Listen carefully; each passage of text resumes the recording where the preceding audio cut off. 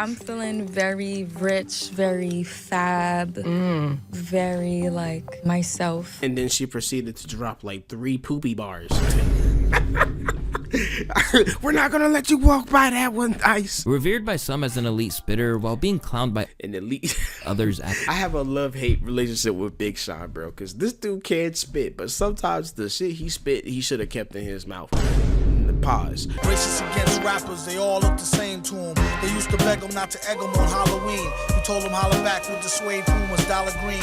Nah, I mean, heat it up till the temperature tarball. Y'all just gawk like gargoyle. In the world of hip-hop, right, having a flop is like, it's like a battle scar, bro. You don't want it to happen, but because of the field that you going into, bro, you probably gonna get a couple of flops. I have a lot of respect for people who can flop and then continue to keep dropping. You know what I'm saying? A flop can end a career.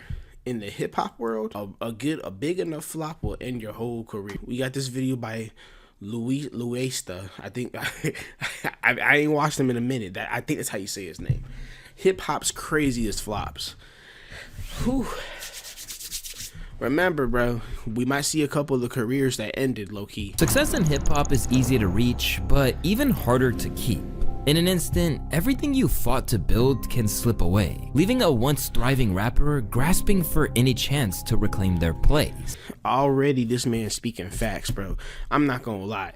The hip-hop community has got to be one of the most volatile communities on the planet. Like, nigga, people will love you when you're up, but when you flop, bro, oh, niggas is gonna be on your ass. One moment they're at top of the game, the next, they're fading into irrelevance and struggling to find their way back. Yo, I ain't gonna lie, bro. He's probably not gonna bring this up in the video, but like, nah. Like, once the public has determined that it's okay to hate on you, nigga, people go out off the rails with that shit. Right now, bro, a big person to hate right now is XXXTentacion. Yo, why are we acting like this nigga was the most corniest nigga to touch the internet? You know what I'm saying? Those were different days back then. But yeah, Lil Uzi, bro. Damn. Niggas is acting like it's over for Uzi. Like, come on, bro. Sometimes it doesn't even matter how good their music is. Fans have simply moved on. Other times, it's the sting of a disappointing album. Damn.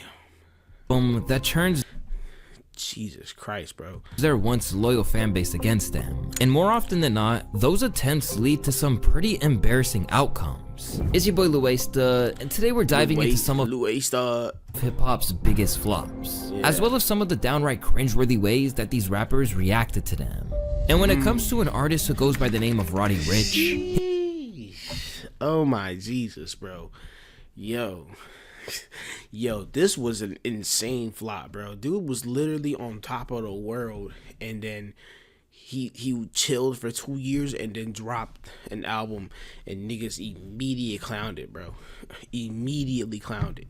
You can't take hiatuses in hip hop unless you know for a fact your next project is going to absolutely go crazy. You know what I'm saying? You gotta have you either gotta have some new shit that's gonna absolutely rock they socks off, or you just gotta have that kind of legacy already established. You know what I'm saying?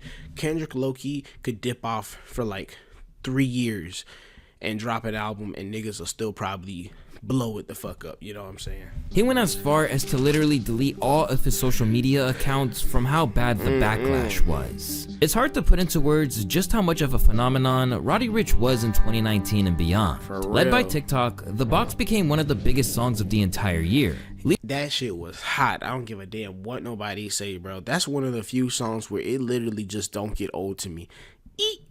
Hitting the Compton MCs, suddenly scoring insane sales of his debut album, Please Excuse Me for Being Antisocial. You are not excused. Before the song was released, the success of other tracks like Ballin' and Die Young, among others, meant that he was probably on track for a I hate the internet, bro. I can't listen to Ballin' without thinking of that animation of that black dude walking down the street.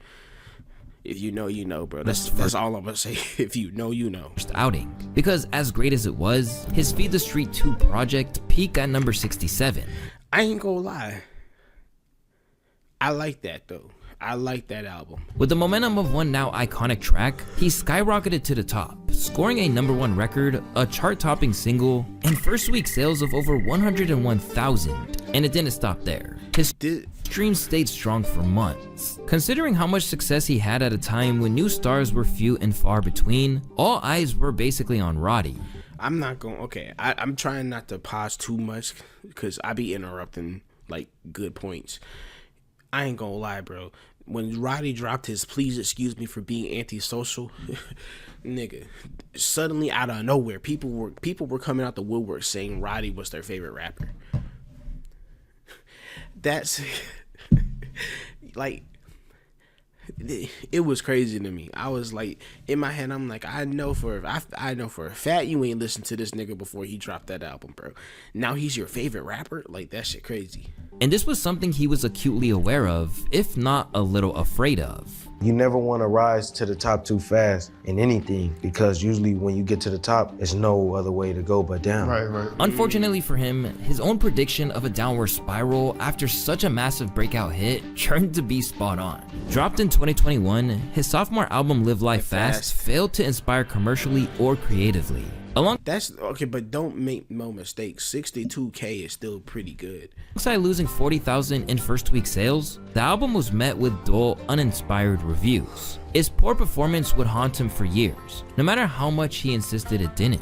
Just because the numbers didn't align up, or the timing or the plan didn't really fall the way it was supposed to fall, and now niggas got this different narrative of how they want to play it, but I know what's going on. I still know I'm an earner. I'm still where I'm at. I feel like that's a mistake to say. I feel like you need to, I wouldn't say it's a flop because 62K is still pretty good, but like the reception was terrible. Niggas was saying the album was trash. Like even the same niggas who I had said were saying that Roddy Ricch was their favorite album, even those niggas was saying Live Life Fast was ass. So I think Roddy needs to just accept the fact that that album, compared to Excuse Me for Being Antisocial, that album, it's because that nigga struck gold with the Antisocial album, bro. I'm gonna be real. It's time to meet Ride a little bit. That album had absolutely almost no skips. Had almost no skips on it. Like, that's outrageous. Every song on that motherfucker, I think every song on that motherfucker broke a record. Had a record, right? Hold on, let me see. Look at all of these songs of his that has some sort of plaque. Look at this. All right, Boom Boom Room on this album. Big Stepper on this album. Hita right there on this album.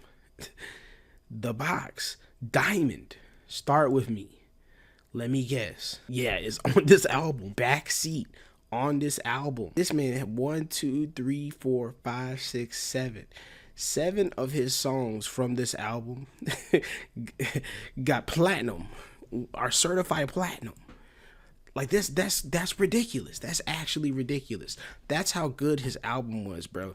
I don't think, like, to be fair to Roddy, bro, I don't see a universe where he was going to match that album. Like, I'm being realistic. Time and time again, Roddy faced accusations of falling off after Live Life Fast sent his career into a downward spiral. So even when it was time to promote the third installment of the album, he still found himself having to prove where he stood. What do you say to yourself when people try to have these expectations and they're so unrealistic? That's on them. I feel like I've just been having a great career in rap. You know what I'm saying? My first album is, Feed the Streets 2 is a double platinum mixtape. First album, Antisocial, double platinum. Live Life Fast is gold, so 500. At Feed the Streets 3. Right. So, I just look at it like we still doing what we do. He's still pulling numbers, but he did fall off compared to Please excuse me. It's an ongoing process. Every album is not gonna be the greatest album they ever lived. You know, we gotta be okay with that. I feel like whatever people's expectations are, they need to put them on themselves. The feedback of the album was so bad that even when Roddy took to Twitter to tease new music, a move that lined up with how he vowed to drop more frequently following the lukewarm reception of his last LP, he got utterly destroyed in the comment section. Nah, this shit sound like one of them shits them SoundCloud rappers promote on every tweet. God damn. After facing disappointing feedback, the 23-year-old quickly deleted the tweet, prompting comparisons to Chance the Rapper authentication. The Rapper and his reaction to the Big Day flopping. Luckily or unluckily, the internet never forgets, and users managed to save the clip before it was gone. Not long after, Roddy Ricch deleted both his Twitter and Instagram, but before pulling the plug, he left one last message on his IG story that would stain his reputation. Guess I'm a flop now. Shit crazy. You didn't have to go out like this, Roddy. You ain't have to go out like this. After a couple of years in the artistic wilderness while struggling with custody issues, Roddy now looks to be showing signs of recovery. As a fellow Compton MC, Roddy returns from Paris Fashion Week just to show up for Kendrick's now legendary Ken and Friends pop-out show. A move that earned him a wave of goodwill from the public, something that he hadn't felt since the peak of his career. I had talked to Doc. I'm like, man, I spent a lot of money in Paris already. He like, I get it. If you gotta do what you gotta do. And I sat on it for a couple of days. I'm like, man, I can't miss this. I'm like, I can't miss this. Respect for Roddy for dropping Paris for the pop-out. I know Paris is probably a big deal for his comeback, but being a part of history and culture is something no amount of money can buy. I didn't even know he was part of that, bro. That's actually a really smart move. Like literally it's weird because like with hip-hop, it's like if you become a flop, it's like niggas literally hate everything about you. Like everything you do pisses people off, and you have to just kind of like figure out what can you do without pissing niggas off.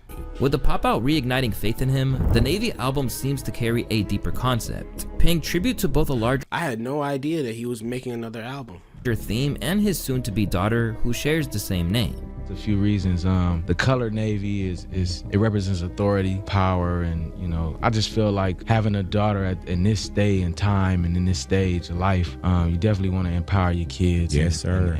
And be there for them. How old is she, if you don't mind my asking? No, she ain't born yet. Oh, you talking about the one that's coming? Yeah, this is the name. Wait, bro. So the baby that's not here, you already got so that's power in the name already. Yeah, then. Navy. Oh, okay. The world just accepting that, and Navy's coming, the Navy era.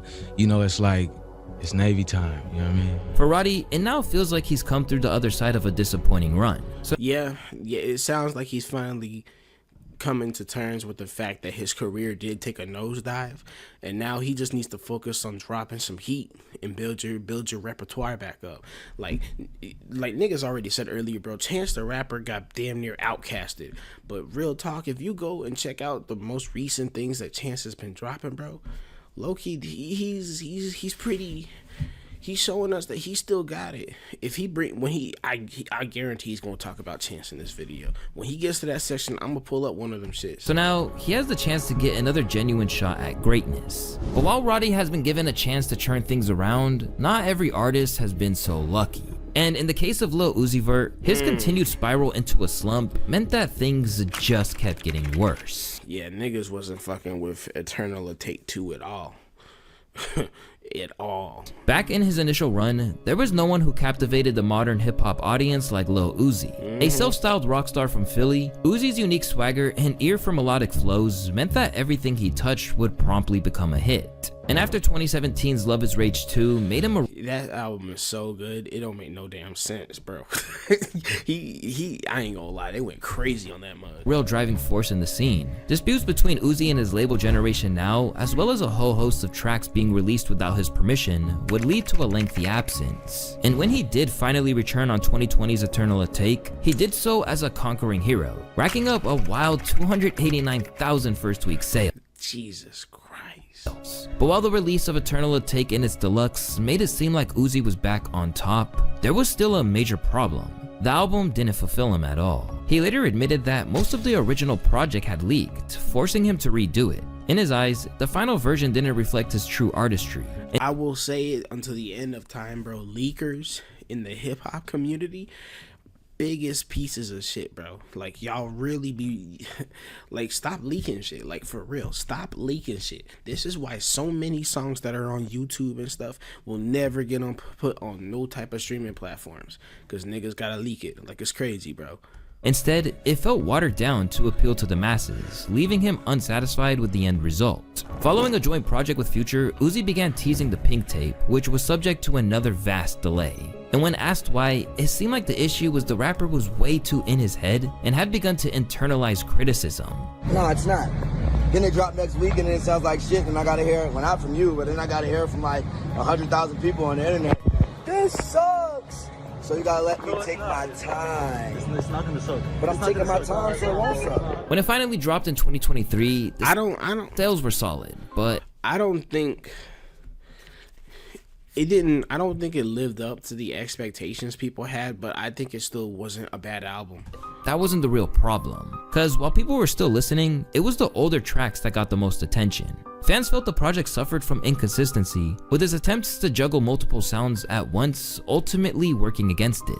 But it has a bit of a darker and more aggressive tone to it. That's what I like about the record as well. But then you find out that song was made in 2017 and it was only touched up in 2022. Yeah. And you could tell it comes from That's actually kind of crazy. 2017, but I'm gonna take that. Once again, the mixed reviews meant that in the aftermath of its release, Uzi's self-confidence was knocked. But in October of 2023, he issued a stern warning, teamed with an explanation of why his music wasn't hitting the same, saying, "By the way, my music wasn't hitting the same because I didn't go through shit. I recently went through something. Y'all rappers that be saying my name, just be ready. I don't know what y'all think changed. The bumbag season."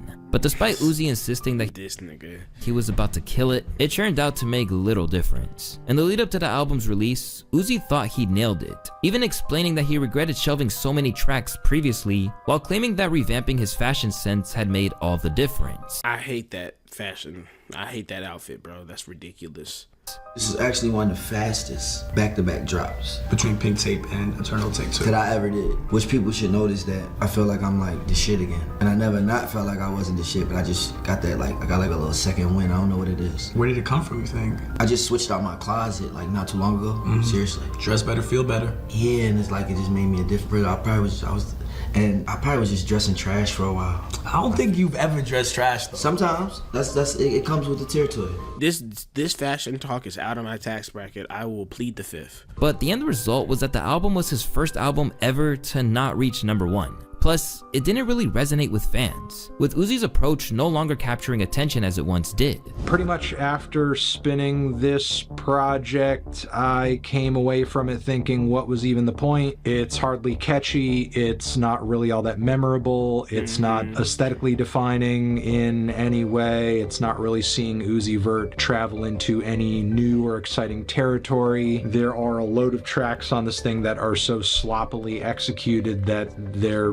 just, again, totally unlistenable. It's almost like Lil Uzi Vert forgot how to rap or sing or make music for a few cuts here. Yo, I ain't gonna lie. If I was an artist and Anthony Fantano was saying this about me, bro, I would be feeling all types of way, bro. I see why so many artists be getting mad at this nigga. He be cooking them. He be cooking the hell out of them. Really, the only purpose this record actually serves is to remind us how much better Lil Uzi Vert was like 4 years ago. Damn. Coupled with poor reviews, it only sold 59,000, a staggering drop of over 200,000 from its predecessor. And while it likely took Uzi by surprise, even his own fans believe that the lack of faith in him from audiences is the result of being disappointed time and time again. This isn't exactly the beginning. People thought EA, Lil Uzi vs. the World 2, and Pluto X Baby Pluto did not live up to expectations. Then Red plus White did not sell enough, even though it was received well by fans and critics. Yeah, Red and White was really a good mixtape. And then Pink Tape, some people hate and call it bloated. So this is kind of like the straw that broke the camel's back. In Uzi's case, the continual mishaps have threatened to do reputational damage. But sometimes, a slip-up takes on a different form in that even though the rapper in question is a historic figure in the culture, a project that should have been great turns out to be a blotch on their record. This is certainly the case for Nasir, the Kanye West produced Nas album from Kanye produced this? Damn. 2018. Now, it's no secret that many things change on a daily basis within the mind of Kanye. However, one thing that doesn't really switch up is the man that he deems to be the best MC of all time. Because when it comes to that question, it's all about one legendary spitter from Queensbridge. Well, it's Nas because Nas is my favorite rapper, because it's Nas. What do you mean? It's Nas. Nas is Nas. He's like ordained in our video game to be the best rapper. I gotta say this. I miss the old Kanye. To be the best. Yeah, I mean, it's Nas. His name is the reasonable Kanye. Anonymous with greatest rap. You know what I'm saying? After collaborating a couple of times over the years, the arrival of a full-length Ye and Nas project wasn't necessarily on the cards. But after the legendary producer tweeted in 2016 that "I promised Obama I'ma do beats on Nas's next album," Ye's power of manifestation kicked in, and suddenly he probably should have. The fact that this is on the YouTube video. Probably should have broke that promise. A 6-year hiatus was over. As part of the iconic Good Music summer lineup, where Ye dropped 5 7-track albums for artists on his roster, there were high hopes for his all-star team-up. Especially after standout project Kids See Ghosts was amazing, bro. I want to get the vinyl. I want to get the vinyl and hang it on the wall, bro. Like, dude, the art itself is amazing. It's like Daytona and Kids See Ghosts, but it ultimately fell short of expectations. Unfortunately, like many of the projects Kanye has had his hands on so far this summer, this thing is not flames from start to finish. After Cop Shot the Kid, I wouldn't say the album takes a nosedive, but it kind of goes from hot to lukewarm. There go Fantano again. And then just continues at that pace. I guess you could say that Nasir is an admirable release. There are some highlights, there are some cool and interesting moments here and there, but I mean, I got to admit, I think a lot of the time the production is kind of carrying Nas and making the record interesting. Ultimately, this album falls very short of Kids See Ghosts or Daytona or Ye in that I'm not really hearing the artists in a new light. I'm not really hearing them push their craft to the edge or do it better than they've ever done it before. In actuality, Nasir is just kind of so-so. It's just mediocrity. Dropping from now I kind of want to listen to it just so I can get my own opinion on it. I'm gonna be honest, bro. I don't listen to enough Nas. I know like 3 Nas songs off the top of my head.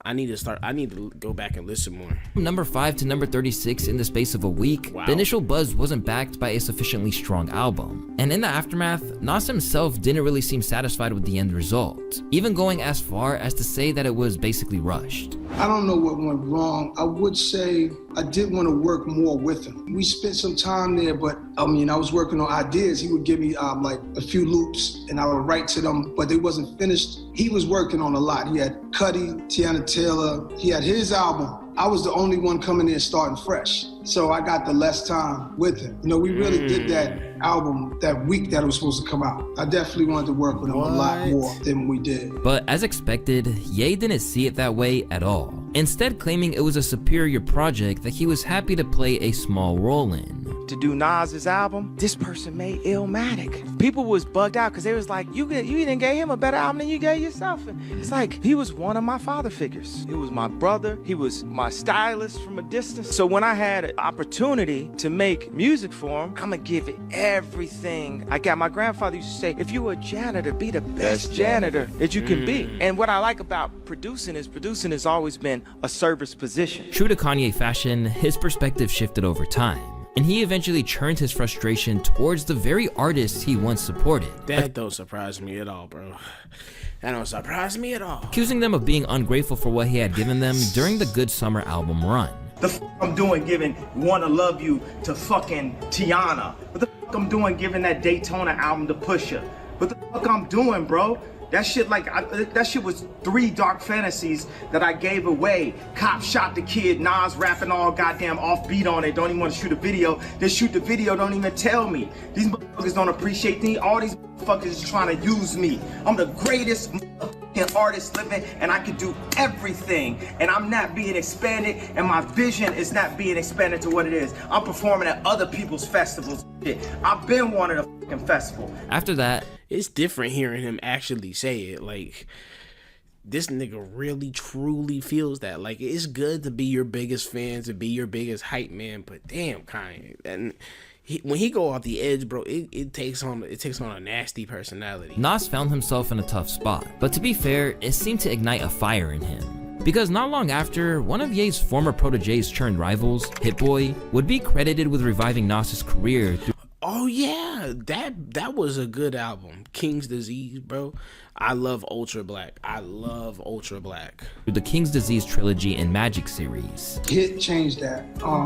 He was more, yo, say that. Yo, I say, what do you think about this? Oh, that's fire, say that. We have a conversation and we talking about something. He go, oh, nah. And I go, it sound like a bar. Yeah, say that. Mike is right there. Say that. No, I like that. It kind of like pushed the confidence side. It was like there is no mistakes. And I'm overcritical, and I didn't have to do that. It wrote itself. It just came out. But it was a lot of it was Hit pushing me like. Because of that, Hit was getting the credit Ye likely felt he deserved, while Nas, even in his 50s, remained just as important to hip hop as ever. But I just want to thank you, because obviously Nas has a lot to do with it, but just in terms of kind of, I don't know what it is about your relationship with Nas, but it has inspired him to release a high quantity of music. The fact we got Magic just as like a bonus last year was fucking incredible. And that's what's motivational for me, and I would say him as well, is the fact that every time we drop a project, people are like, nah, this one better than the last one. I didn't expect him to look like this, to be honest. So my thing is like, let's just keep leveling it up every time. And obviously Nas is who he is. Like he's cemented in this shit, and he just motivated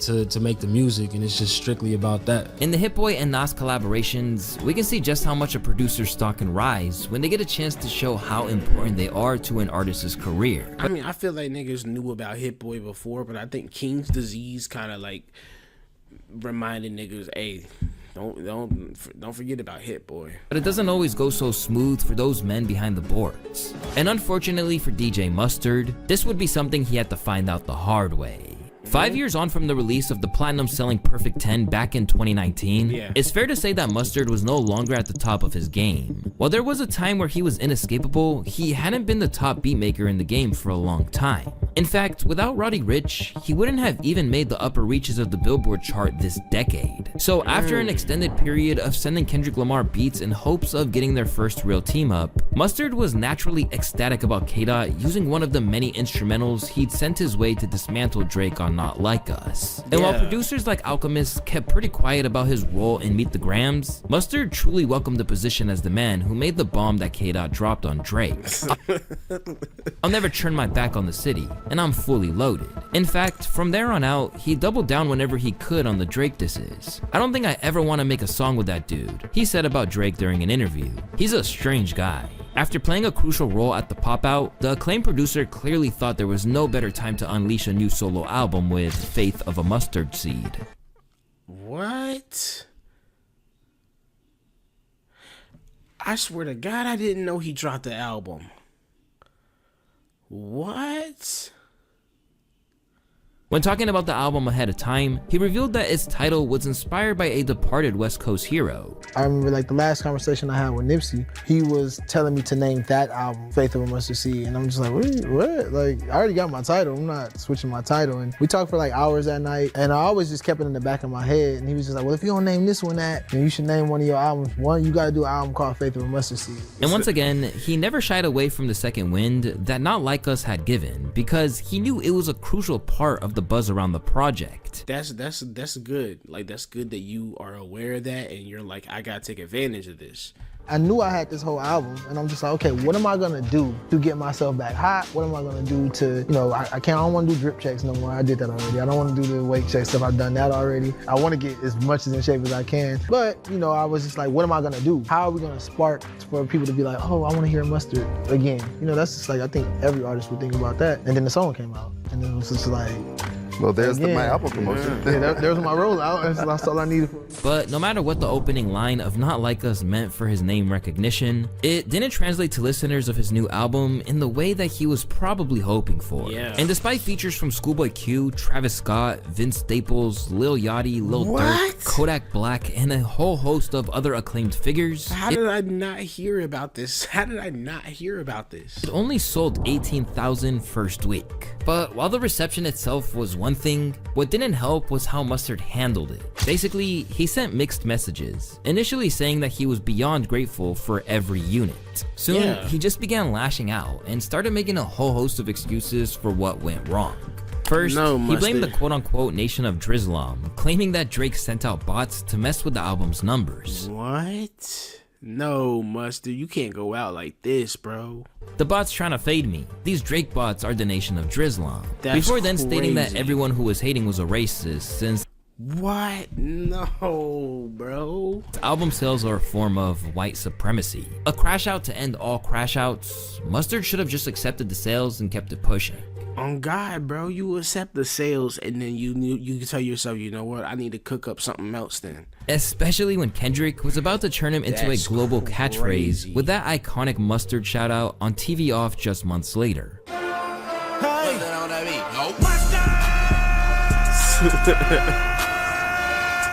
And now I don't know how Steve do it. I said Steve, bro. I don't know how Speed be doing that, bro. I feel like if I gave even 1/10 of his energy at any time, I probably would have a heart attack, bro. he looks to right the wrongs on Perfect 11, a new album which he has begun to tease the release of in the near future. But where the LA producer is getting a chance to settle the score, there are other times when an artist Don't or even get group's the final chance. album proves to be their most underwhelming. And when it came to the legendary Outkast, that was most certainly the case. Throughout the What? course of their iconic run, Outkast basically never put a foot wrong. From putting the world on notice with Southern playlistic Cadillac music, all the way through to Aquemini, Staconia, and dropping the best-selling rap album of all time with Speakerbox/Love Below, they truly I like the way you move. did excel every time they re-emerged. It was a blessing to be successful that young. Like, I think our career is kind of interesting because since our very first album, we've gone platinum and just kept rising. Like, He really just, it's just crazy, like, how much, it's hard to explain. There's so many rappers where their rap voice doesn't sound anything like their normal voice, and then you just hear Andre 3K, and it's like, damn, this nigga sound like he could start rapping right now. I could sound like I could upload that to Spotify right now. so next album was double, next 3, next 4. So it just kept rising. Led by the unparalleled chemistry of Big Boy and Andre 3000, the two bounced off each other perfectly to the point that many people consider them the greatest group of all time, and with good reason. But their story didn't end with their greatest commercial hit. Instead, it would conclude with the only real dud of their career, Idlewild. It tells the story of Percival and Rooster, played by Andre 3000 and Big Boy, running a bar and club in 1930s America. Another project where Big Boy and Andre basically worked as separate entities. The vibes seemed off even during the initial promo run behind the film, which went on to score 47% on Rotten Tomatoes. Mind you, this is before this came out when I was only like 6 or 7, so I ain't got much to say on this. You find, I mean, it's a little bit of you pretty much in every character. You got to find that place where you jump off, where you connect it. Why he looks so damn mad? You know, to the fictitious character, so you can make it real for yourself. But I mean, it's just exaggerations of what we are. You know, when Brian Barber wrote it, he knew us, so he knew certain things that you know, we could do and what we couldn't do at the time. Yeah, it's just not like one thing in particular. It's like certain, I guess, aspects of character that, you know, you can play with and do different things with. But like you said, you just gotta have room to play. And at the end of the day, what do you hope does better, the film or the soundtrack? Well, they go hand in hand. I didn't know they made a film with it too. That doesn't surprise me. So you most definitely hope they both do well. I mean, we've been in the music game since we were like 17, 18 years old, so we're, you know, kind of used to that. I mean, the movie thing is something new to us, but you know, we try not to slack in either one. As for the soundtrack, Pitchfork's review at the time summed up the general feeling, describing it as bleak. The future of Outkast is either a breakup when Idlewild flops, or, if it is a success, a few more mixed bags. Now that they have made a movie that plays off the idea of their oil and water personalities and irreconcilable differences, it's starting to feel like a shtick, one that they're actively pimping. So they actually just didn't really get along for real. Anyone hoping for the return of the spark that made their great stuff great is, sadly, as big a fool as the kid sitting up nights waiting for his folks to get back together. That's an insane analogy, bro. I mean, simile. Fuck. Sure enough, Idlewild did flop in its own way. As Wallow went platinum within a month of its release, it's viewed as the only time that the group really missed the mark. This is something which even Andre himself has owned up to in recent times. We haven't taken a fall, you know what I mean? And I think sometimes you build character or you build something by failure. Idlewild may have been our slip. You know, you never know. The only thing you can do is be honest about what you're doing at the time. Running out of steam. Look, bro, I'll never hate Andre. You ain't never gonna make me hate Andre. Just as the curtain was coming down, the true tragedy of Idlewild is that it ruined a near perfect discography. However, in the case of the new album between Snoop and Dr. Dre, we see an attempt to carry on a legacy from long ago fall drastically short. I'll be honest, bro, I knew about the album, but I actually just didn't listen to it when it dropped. It's crazy. As the spiritual successor to Snoop's iconic 1993 debut, Doggy Style, rap fans of all ages were thrilled to hear that Dr. Dre would be executively producing a Snoop Dogg album for the first time in 30 years. Titled Missionary, the project represented a drastic shift from the era where Dre was putting on a young Snoop Dogg and giving him the shot to prove himself once and for all. As now what's the next album gonna be? Backshots. Now, they were peers and fellow icons. However, they maintained actually that is Doggy Style, never mind, that what they had on their hands was something special. Why do people still give a fuck about me and Snoop after 30 and 40 years? He's a walking miracle. When we make music, we fill the void. We put in music that don't sound like nobody's shit. Like, let me do a song like them or some similar. What's hot, what's in, fuck all that. It's about what we're feeling and what we're thinking right now and how we feel like hip-hop is supposed to evolve in the future. Amen. True goats.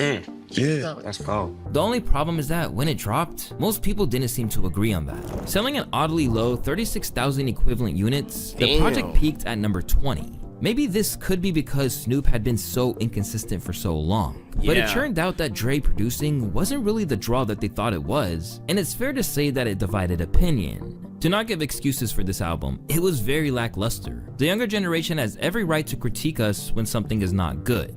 I gave the album an 8 or 9. Snoop is rapping better than he ever has. As expected, Snoop took it in his stride, suggesting he was totally comfortable with what occurred in terms of performance. The support for Missionary, long time coming, love the reception. But let me say this, I've been watching podcasts and people doing reviews, a couple of them specifically, where they started off saying that I wasn't into this album, I don't like Snoop Dogg, I wasn't anticipating this, I don't care, really just listening just to listen. Started off hating, get to song 3, 4, demeanor changing a little bit. By the time they get to song 8, 9, 10, they loving Snoop Dogg, loving the production, loving the growth. By the time they get to the end, they in tears because they're emotional behind the body of work that me and Dr. Dre put together. Trying to show how to make a body of work, a project. Well received. I love the hate and the love. That's why we do it. We do it because we love what we do. Thank y'all. Missionary in stores right now. But unfortunately, it seems condemned to be forgotten, as it's ultimately there if you want it, but hasn't really set the world alight. Yeah, I haven't even listened to it yet, and I feel bad, bro. I love Snoop Dogg. Honestly speaking, I'm not taking away a single one from my own rotation, but like I was saying, if you're a diehard Snoop fan and you want a new 2024 music to bump, there are good songs on here. Yes, I just feel like we're always very harsh with the replay value because that's like a subjective thing, especially with what you're keeping out of here. The only objective thing I could say about the replay value is that it's 16 songs. So at least like it's not overbloated, but realistically, you really want to look at this ratio, bro, like the only thing you could even consider taking, at least for rotations, is Shangri-La, Out of the Blue, Hard Knocks. Gorgeous is good. Gorgeous is a really solid song. And then like, bro, but you're talking about four songs, then 4 out of 16. Skyscrapers you could take out, Now or Never, Negotiator. I'd give this a mid rating. I think there's at least like 50%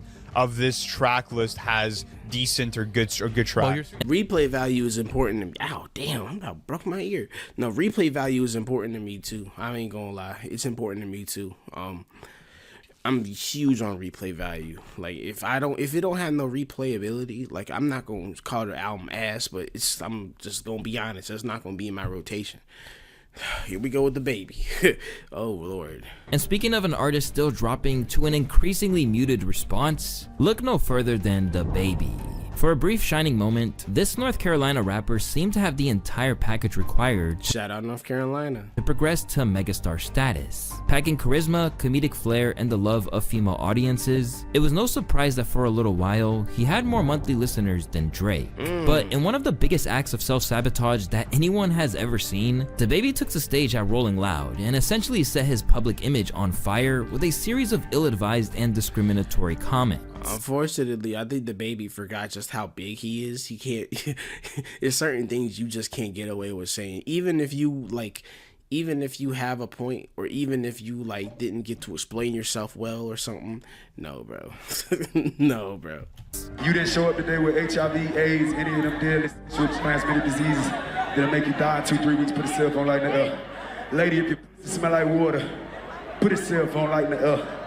Fellas, lights up. Fellas, if you ain't suck, even the crowd was like, "What is this nigga talking about?" Parking lot, put your cell phone lights in the air. Immediately, like literally those three sentences.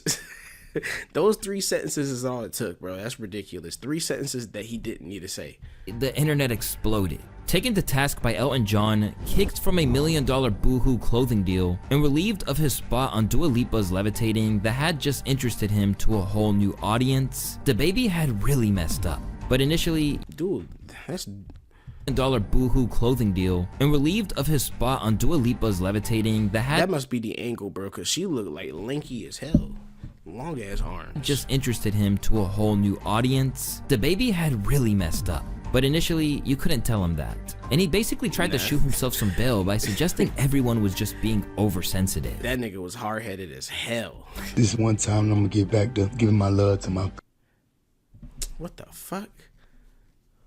fans. That's what I'm saying, cause what sensitive. This one time I'm gonna get back to giving my love to my fans. That's what I'm saying, cause what me and my fans do at the live show, it don't concern you. It's not y'all business. What I do at a live show is for the audience at the live show. Even the audience at the live show wasn't really feeling what you were saying, bro. That's the issue. Never translate correctly to somebody looking at a little 5-6 second clip on their phone. It just don't work like that. After that failed, he issued a series of apologies. Yeah, but that nigga really came out and said it's out of context, people. None really did much to help his situation. After laying low for a while after, DaBaby would realize that the repercussions were merciless. 2 years after reaching the top with his #1 album, Blame It on Baby, Baby on Baby 2 plummeted 33 spots, landing at number 34.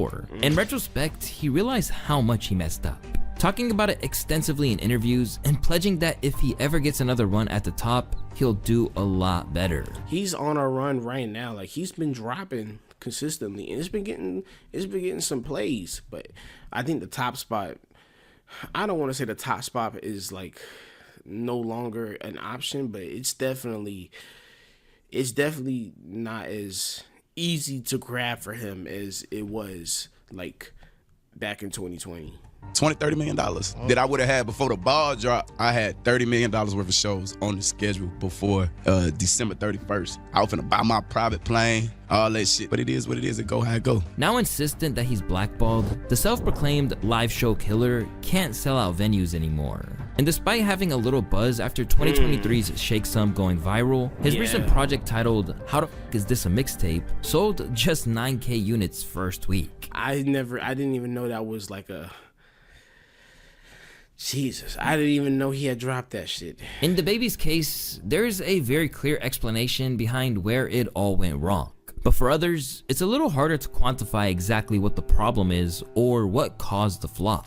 And in the case of Big Sean, he's experiencing... I thought he was about to talk about Kid Cudi. Experiencing that with the new album he just dropped. A stalwart of the game since the mid-2000s, Detroit's own Big Sean is in a weird spot in the game. I ain't gonna lie, I smoked a little before I started recording, bro. I really thought this nigga was Kid Cudi. For a second, I was about to say no.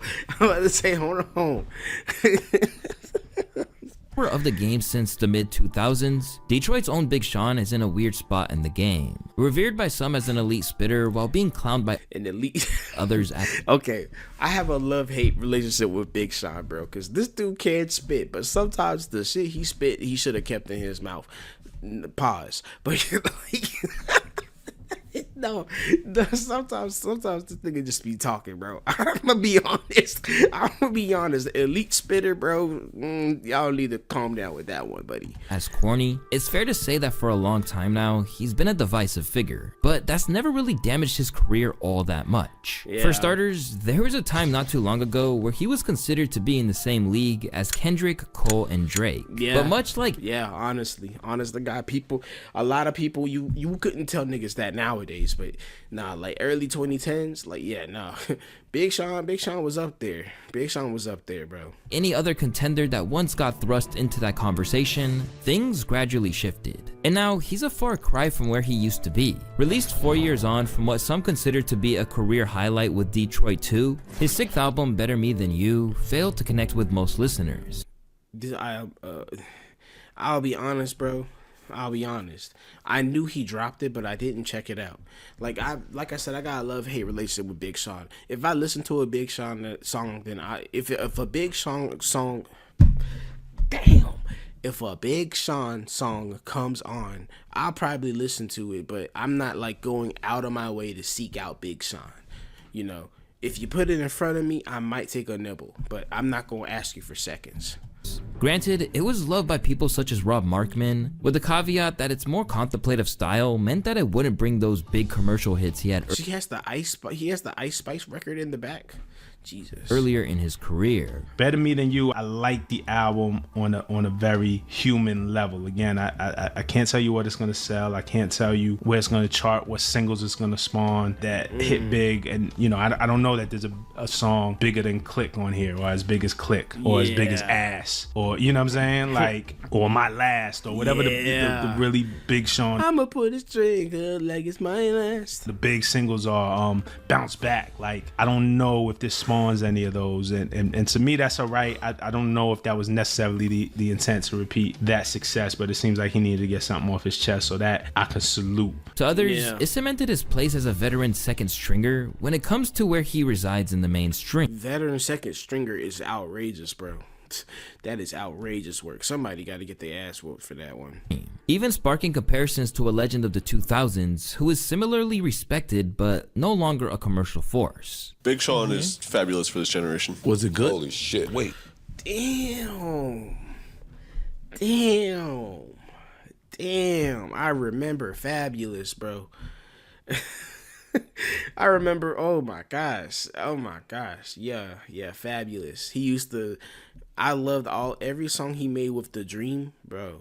Just put it in the bag. Like, excuse me? Fab. He's fab for this generation. Oh, Fabulous. He walked right out there with it. Yeah. He didn't hesitate at all. Wow. And I don't know how to elaborate more without potentially offending someone. It's not a bad thing. It's just a thing. To me. That's what I got from press and play this morning. I want to try to challenge him, but I can't. I'm trying to think. But wait, hold on. My only thing is Fab's longevity is... Shit, Sean been around for a minute now? Yeah, but for this generation, they track. Yeah. And with Sean no longer... That's crazy. I never... See, you know, Fabulous's career happened before I was conscious. So, like, obviously, that's not... I don't know from firsthand experience, bro. But if they're saying that, if you know, that's Joe Budden, that's very much a nigga who will disagree with everybody just to disagree. If he can't even argue against that, then that tells me a lot. I never thought of Fabulous's career like that. Longer playing the bravado-filled young gun, Ice argued that people, they're basically saying, like, because with Big Sean, people know Big Sean has hits. People know that Big Sean, his name definitely has a little bit of a power in the hip hop community. He's not a nobody, but he's not like, you wouldn't put him in your top 10 most likely. You know what I'm saying? He's like right there in the median, you know. So that makes sense. Yeah. Alterations to his worldview and approach meant that as an artist, he could no longer be as compelling. It's hard for me. I compare artists to their discographies. It's hard for me to hear Dark Sky Paradise Big Sean and then hear Finally Famous Big Sean. Yeah. This it's gonna sound really f***ed up what I'm about to say, and I apologize if anybody gets offended, but I'm just not a fan of mental health rapping Big Sean. Like the therapy, the meditation, all that positivity, it just don't sound right authentic? in the music. No, it's authentic. It's who you are today. Okay. But it almost feels like something's missing now in the music. You've gotten to a place of peace and tranquility in your life that it don't sound good in the music. And sadly for Sean, a lot of the public seem to agree that they didn't even listen to it to discover the gems that were there. That I feel bad now. I feel like I need to go and listen to these albums because I like to call myself a hip hop head a little bit, but it's damn. You know, I feel like I'm part of the crowd that just makes niggas feel like they flopped. Cause I literally, when he had dropped Detroit 2, my own homies in my life told me, yo, check it, bro. Make sure you listen to this Big Sean album. This shit is heat. Like, I was like, yeah, it is pretty good. And that when he dropped again, I knew he dropped, but I just wasn't. I didn't feel like I needed to go listen to it. With just 23K sales, the album wasn't only his first to debut outside of the top 5, but ended up peaking at number 25. Nowadays, it seems like Sean is more of an underground rapper rather than the megastar he once was. That's crazy. But at least with all the work that he's done, he has a mindset which will mean he's likely more than capable of handling it. When I analyze those times of what some people may consider it a failure, I don't consider it a failure. I consider it exactly what was supposed to happen, period. So I have never failed. In fact, the times that I have regretted, if it would have changed any course of where I would be today, then I probably wouldn't have even chosen it. And it's always an opportunity, no matter where you're at, to get to where you know you deserve to be at, no matter what. In Big Sean's case, there are plenty of people who are horrified to see him flop. After all, there's no denying that for a while, he was a legitimate player in the game. But yeah, damn. Oh my God, all the goodwill just left the room. Same can't be said for every rapper, and when it comes to Ice Spice, most hip-hop fans appeared to feel that it was overdue. Exploding onto the scene with Munch, Ice Spice initially... Nobody thought that she was gonna... It's crazy. This is a bad shot. Nobody thought that she was gonna be anything more than a one-hit wonder. And then she proceeded to go on a generational run. Like, I'm talking every song she dropped for like a year straight went super viral, bro. Every song she dropped, bro. Even the ones where niggas were like, yeah, this is like the goofiest thing that they've ever heard, right? Like, I can't believe this, but I'm hold on.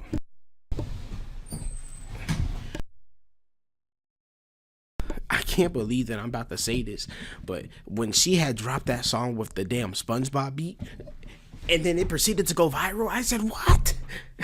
Pop fans appeared to feel that it was overdue. Exploding onto the scene with Munch, Ice Spice initially caught attention with her distinctive look and singular approach to the drill sound that's usually defined by despair. And while people initially speculated that she would be here today and gone tomorrow, she really stuck it out. Everybody was trying to be like, oh, she a one-hit wonder, da da da.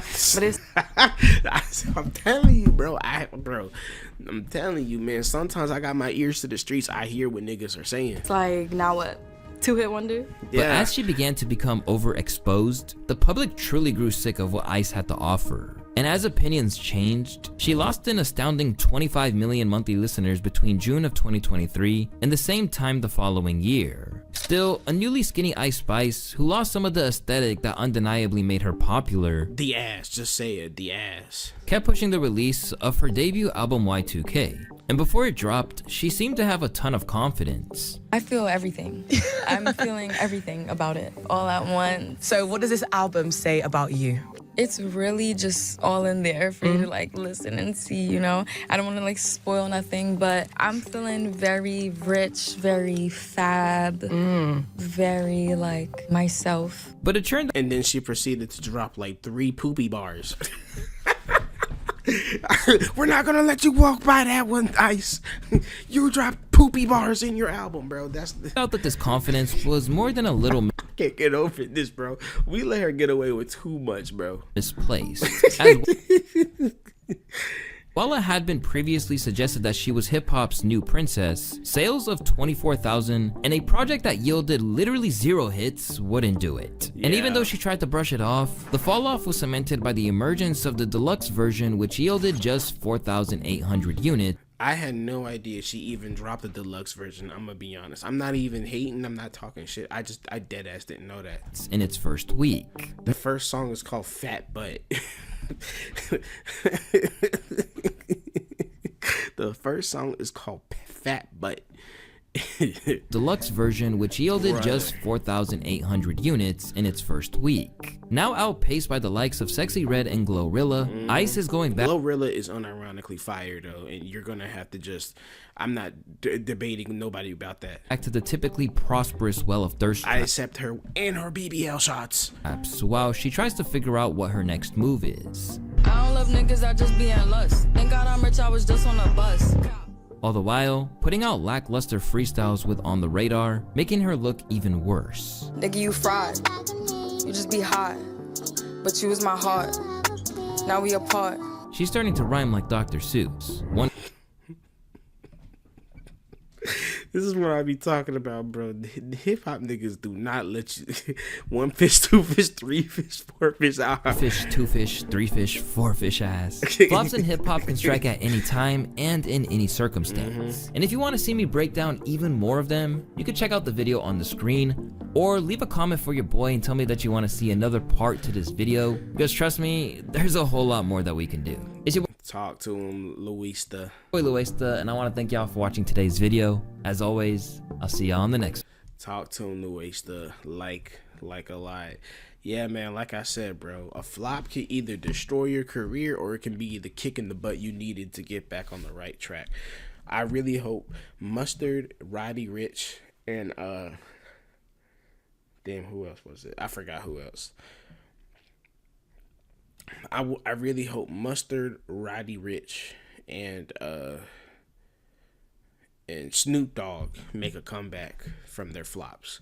You know what I'm saying? Yep, shout out Louaista though. Good video.